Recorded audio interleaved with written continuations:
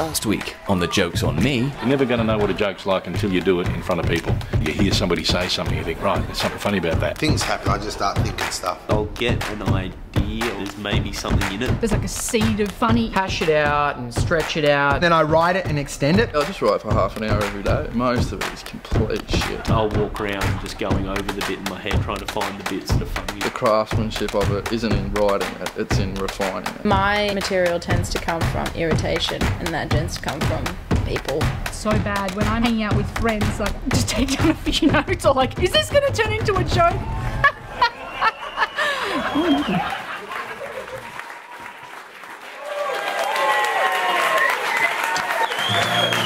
Every well-known comedian was once an unknown comedian. Remember doing this on a really hot day? The problem is people behind you think you're doing something completely different. Night after night. All right, ladies and gentlemen, are you ready for some comedy? Mic after mic. Dedicated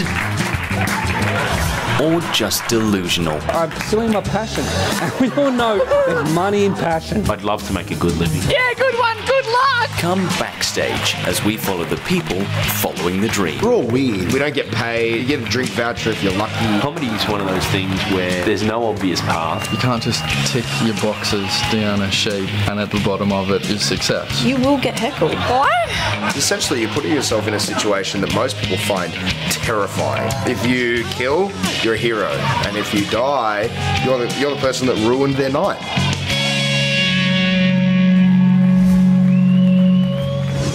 I'm glad you guys have come out.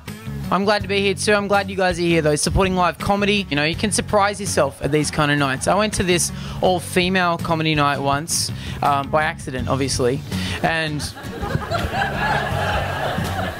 I didn't know what to expect. And it turned out to be the most I'd laughed in my entire life. Yeah.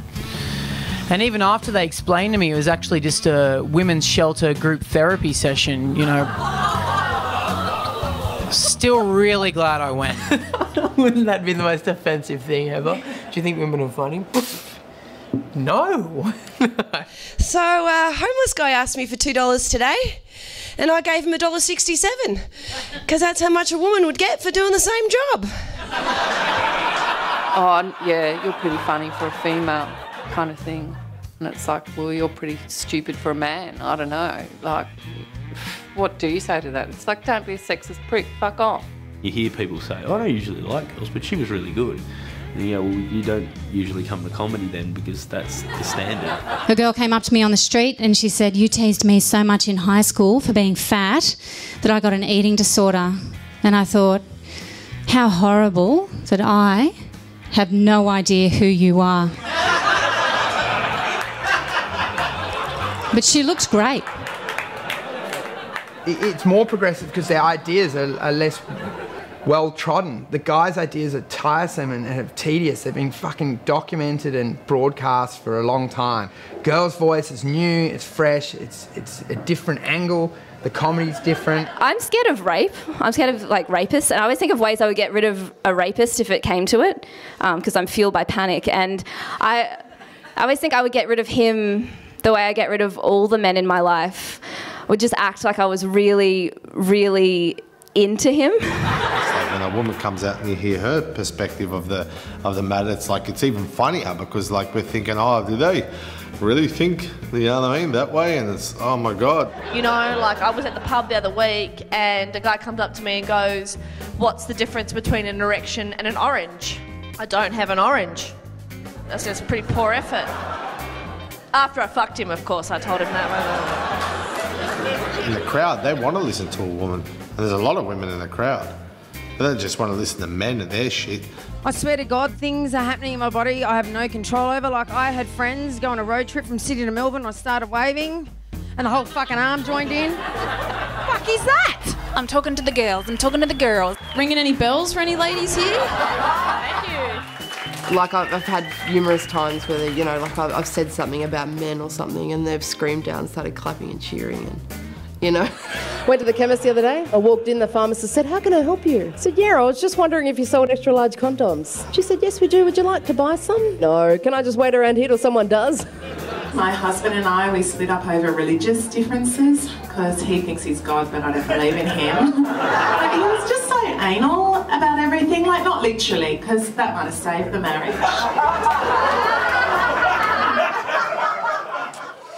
Tell you a bit about myself. Got married young, I was lonely, I should have got a dog. No, at least you only have to pick up their shit, you don't have to put up with it, do you?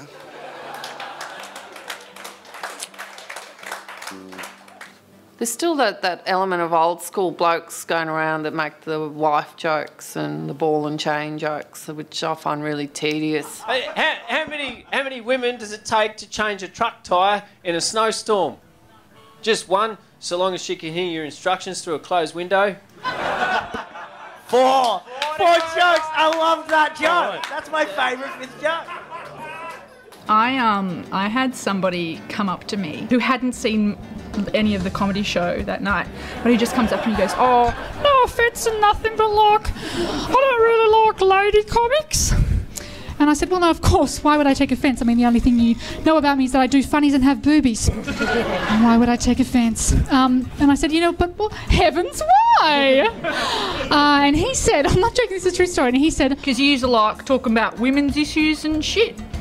And I said, I said, "That's such a shame. Because just this evening, I did my set entirely about women's issues. Was it 10 minutes, Maddie?" And he's like, 15. 15 minutes? I did a little vagina rap, Menorah, Majora. And I did I had a little tampon tail. I did a little rap. Boom, chickity boom. Ah! Mop it up good. At the end of riffing this non-existent women's issues set, the guy was like, "Oh, actually that's quite funny." "I misjudged you." So this idiot is going to come up to me and express his disappointment that I didn't talk more about women's issues. Where was your tampon rap, mate? Where was that? When people say that, the girls just do the tampon and period stuff, I think it's a bit of a disservice. I think early on, everyone does fucking grabs the low-hanging fruit while you find your voice. You hear a lot of like, "Oh, she's doing a tampon joke." Well, so fucking what are we doing a tampon joke? That's the attitude I'd like to see. So what? I'm doing a tampon joke. You don't see people giving men shit for doing a penile dysfunction joke, which a lot of men comics do. You do any joke you want. You just got to be good at it. Right, but the other day this guy pulled up, he was like, "Oi, sexy flex!" Come here. I'm like, part of me was like, "Oh man, that is sort of misogynistic." And then part of me was like, "Oh my god, he called me sexy flex." Like... No, this all started years ago when women said they like guys with senses of humour. More guys are going to try comedy, If I was trying to court a lady, humour was my only angle. I was just always like, okay, just say something funny. And I was always, that was the only sort of tack I felt confident with. I think humour and wit and funniness is more important in the male world than it is in the female world, only because in 21st century white Western culture, we don't have battles or feats of strength anymore. And so the way that men compete with each other is to out-funny each other. Christopher Hitchens, he wrote an article, "Why Aren't Women Funny?" And and his theory on why women aren't funny is that we grow up, when we're growing up, we don't need to develop a sense of humour because men automatically want to have sex with us. And the whole part of being funny is being sexually attractive. So women don't have to pursue sex, it comes to them, and therefore we don't learn how to be funny. I mean, I know when I grew up, I just had cocks coming at me left, right and centre. I didn't need to make a joke. That's what he's saying. So I couldn't even open up my mouth without a cock coming at it when I was growing up to make a joke. So how the fuck do you learn how to be funny? I was going out one night and I was walking behind these two guys. Like, "Yeah, man, I'm going to chase some pussy tonight. I'm going to get some mad, big old puss. I'm going to chase some pussy." If you're chasing pussy, that means that pussy is literally fleeing from you. Like, I don't know about you guys, but being chased is probably my least favourite mode of foreplay. So here's a list of people, right, that need to be told to fuck off. If you don't agree with anyone on the list, feel free to join the list. Does anyone remember that book that guy wrote? It's called He's Just Not That Into You. You remember that fucking book? Yeah. Initially I thought it was a book about men with stumpy penises. And then I read it, right. It's just a book about men with no ball sacks. There's an insecurity with looking stupid in front of crowds that I think women are more prone to. That kind of insecurity of looking foolish or seeming unattractive or seeming silly or whatever. And I think maybe guys have always been stupid and idiotic and dumb and unattractive in front of crowds since day one. I think women take it harder after a bad gig. Women are brought up to look at themselves through other people's eyes, whereas men aren't. So a woman will be more conscious of when she has a bad gig and why. So you've got to get past that point. Crowds always have an opinion of you straight away, whether you're funny or not. You know, this takes a lot of time out of your life. You know, women could be doing shopping or something else. Just kidding. Maybe Christopher Hitchens had something right in that men want to be the sexual aggressors or something, or the pursuants, and they find humour might be a bit threatening from a woman. I don't know. I did have a boyfriend once, and it was his turn to do supermarket shopping. He's like, "Babe, while I'm down at the supermarket, can I get you anything?" I'm like, "Yeah, it'd be excellent if you could pick me up a packet of tampons." He was like, "What do you have to do?" I'm like, "Well, I have to buy condoms. Apparently chivalry's dead." So, yeah. Anyway, I wrote him out a note saying super-sized tampons. Now, for the men in the audience, it's first day of your period, you get quite a heavy blood flow. For the women in the audience, I just like saying blood flow to a microphone. Anyway, he comes back from the supermarket and he's bought me a packet of Super Slim, and I'm like, "Babe, why did you buy me Super Slim?" And he's like, "Well, I didn't want the girl behind the counter to think that I went out with a girl with a big vagina."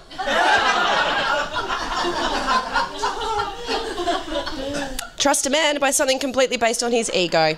Why do people have to see one woman comic and say, "Oh, she's not funny, that must mean that all other women aren't funny"? I've had experiences where there's been, another female comic on before me and she may not have done so well.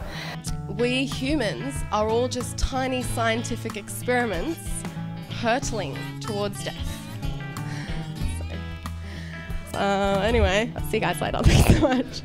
It's almost been palpable when I've been introduced, "Oh, there's another lady coming on," and the audience is kind of going, "Oh." If a male goes on, he doesn't do too well, the next male isn't going to have that carry on through to him. That's how it is. Like, you got 8 guys, 4 of them bomb, 4 of them do all right, and then one girl bombs. She's by herself. "Oh, the boys were heaps better than that chick, weren't they?" Yeah, what about those 4 dickheads that bombed as well? There's just as big a proportion of unfunny male comics as there are unfunny female comics, except when you've got proportionally less female comics, it's a numbers game. How many females are on the wall behind me? Let me have a look. 10, 3 out of maybe 30. That's at 1 every 10. That's pretty normal, I think. Pretty normal for the comedy scene, to 1 woman to every 10 guys. No one wants to limit the number of female comics there are. I don't know of a room anywhere that says, no, we only want 3 female comics on any lineup of 10. Some rooms, though, will put you on because you are a woman as well. I run a room at the King's Cross Hotel. Call it tokenistic or call it whatever you like. I always make sure that there's at least 1 woman on the lineup. I seem to be the token lady on the bill. There'll be maybe 5 or 7 guys and then me. And it's just, I'm still an open micer, but I get put into gigs which I'm not actually ready to do, but they just need a pair of breasts to fill it. It kind of helps reinforce the idea that women aren't funny if you're in a lineup with amazing comics and you don't perform as well. It's not that you're not funny, you're not ready for that level of comedy. That person wasn't ready for that spot. It's amazing how quickly time passes. It's crazy. It's like one day you're a kid, and then the next you're in year 7. And then like the next, everyone you know is having babies. and then you're in year 8. Even subconsciously by the male comics, how we're introduced as a lady comic or a female. That's how they spruik the ladies comedy nights. Ladies comedy nights for the ladies! That's how they market it. Get ready for some pink comedy. I think it's a bit naff, and I would like to see it just being comedy in for all, you know, everyone just in, you know, male or female. We're just comedians, you know. You know, to me, all that stuff is so boring. You know, oh, I'm an Indian comic. Oh, I'm a female comic. I'm a gay comic. Oh, really? Like, what else? Like, boring. What if you're a midget? What if you're a black person, you know? What if you're this? What if you're that? Doesn't matter if you're a man or a woman or a push bike or a monkey. Your job is to make people laugh. In an ideal world, we're all doing the same job and we should all be judged on the exact same criteria, which is, how funny are you? We can't affect the preconceived ideas someone walks into a comedy room with, but you can affect the idea they walk out with. That's your challenge. Make them laugh. It's all part of the show, folks. Cosmo quiz. Are you over him? Question. Are you doing this quiz? Answer. You are not over him. I'm a nurse, and it's funny when you tell people you're a nurse because they think you care. And then he said to me, babe, why don't you tell me when you orgasm? I don't really like reading your work. I fucking hate talking to other mums because they're always trying to tell me how they're better mums than me. Because they're better mums than me. I actually very recently had my feelings hurt by a boy. I locked myself in my room and listened to Alanis Morissette. Now I don't like men or music. What is the deal with pizza? It's like $12.95 for 2 large pizzas on a Tuesday? Is it on a Tuesday? Jokes! It's a really good time to be a feminist, mostly because all the hard work's done. Thanks for dying in all the wars, guys. Give me half your stuff. I tried to borrow a book called Staying Alive, a guide to suicide prevention, but it turned out that the person who last borrowed it never brought it back. I just read a book called The Game. It's a book that teaches nerds how to become pickup artists, and it works. I don't even care now if anyone tries to game me. I'm just like, oh, good on ya. You read. Let's get out of here. Thank you so much, guys. You've been a fantastic audience, and thank you for coming out and supporting live comedy. Anyway, guys, that's my time. Thank you so much. Thank you very much. Thank you very much. Thanks for having me. Anyway, thanks, guys. You've been a lot of fun. Guys, you've been great. Enjoy the rest of your night. Love yous. You've been really nice. Bye. Pretty soon, once people that keep saying this bullshit that women aren't funny start actually going to comedy rooms and actually seeing that we are funny, they're gonna realise that they sound as ignorant as someone that says, or used to say, the world is flat. It's a shit question. It's a shit, and I'm not the only one who's sick of it. The longer you raise it as an issue, the longer it stays an issue. Asking the question is an acknowledgement that it exists in the first place. Can you move on, guys? Next week, The Joke's on Me takes a break, but there's plenty more to come. In 2 weeks, on November 27, we'll be back with part 2 of the series. Stay tuned by subscribing to our YouTube channel, where you'll find extra bonus videos before we return. In the meantime, you can always heckle us on Twitter at the hashtag #TJOM and catch up with every episode at thejokesonme.tv. Thanks for your support of The Joke's on Me. Now, in the meantime, get off the couch and go and see some live comedy. I've been thinking long and hard about what I should do. Get a job, buy a house, I could be just like you. Makes no difference either way, we'll all end up the same. Oh, what a trip to dwell inside this romantic brain.